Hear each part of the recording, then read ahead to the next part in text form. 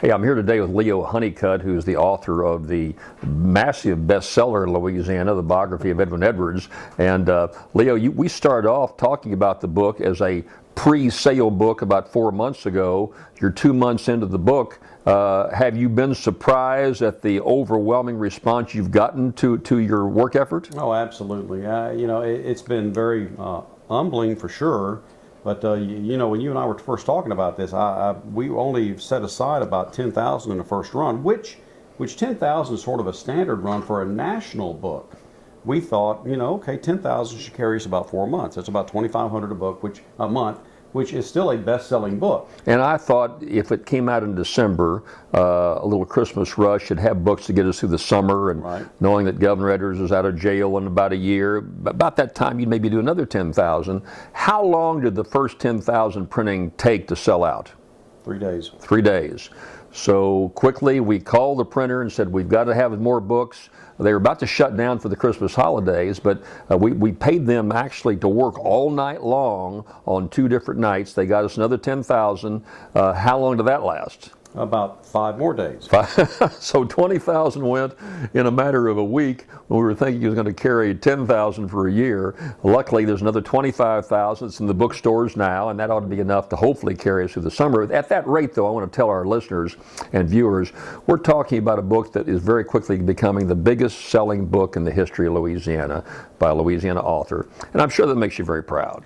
Well, yeah, it does. I mean, it sort of, validates that 5 years that I spent in my life trying to put this together and do it right. I want everybody to understand that I'm not an apologist for Edwin Edwards or trying to vindicate his life. It is what it is. He was convicted by a jury, so and he spent time in prison. Nevertheless, I think that it behooves all of us to give everybody a fair shake and listen to their side of the story, and then try to back it up with facts. So the whole 5 years has been devoted to a factual recount of his life and a factual recount of his administrations. And if you look at what all he did for the state, you got to give him some credit. Well, I think particularly in the 70s, I know I was talking to a group of reporters a little earlier, some of who had retired, John Hill with the Gannett, Jack Wardlaw of the Times-Picayune, a number of well-known reporters who followed politics over about 6 governors for 40, 50 years. And virtually all of them will say that the heyday of Louisiana getting a lot done, the Open Meetings Law, the Public Records Act, the Ethics Board, all came in the 70s. How about a new constitution? Well, a new constitution, you're right, all during the 70s, during the Edwards' first 2 terms. Then as I understand it, you're not defending the Edwards aura or his activities or his lifestyle, but you're trying to give a focus as an objective reporter and laying out all the facts. Well, then people can judge for themselves. Right, and my reputation and credibility was at stake too, just like his. So there was no way that I was going to buy in to the completely, Edwin Edwards side of the story. And to his credit, he didn't really demand that. Now, we did kind of get into some loggerheads when it came to the trial chapter, and I did include the most damning information, which was the reason why he was convicted.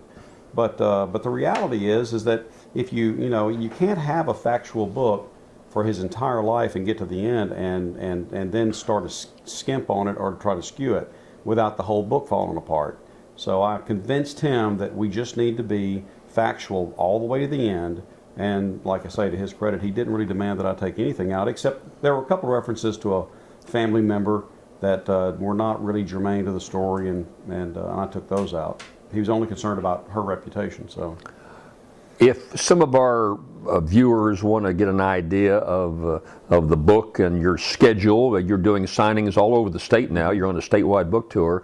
They can go to the website edwinedwards.net, and you can purchase the book there. You can find out all about you and what the press is saying and have a pretty good idea. And also, my little company, the Lisbon Press, is the publishing company. You can go to thelisbonpress.com. It's on our website, by the way, a link for that site. So, well, Leo, I want to keep talking to you from time to time and let our viewers out there know all the things you're doing. So I wish you success and hope you're going to hold up okay on the road, because you've got quite a few months ahead of you, don't you? Well, I do, and I look forward to it, though. But I like going into all these communities and talking to everybody and hearing all the stories. And I have a PowerPoint presentation, so you get all these pictures that really take you back into the 60s and 70s and 80s. So for a lot of people, it's a stroll down memory lane. back in those days when you and I were wearing striped polyester plaid jackets, and those things don't rot. My father still has them, and he just won't get rid of them. That's right. Still stuck with them. Thanks for having a good book tour. Thanks for spending some time with us. Again, that's edwinedwards.net if you want more information about the book. Take care.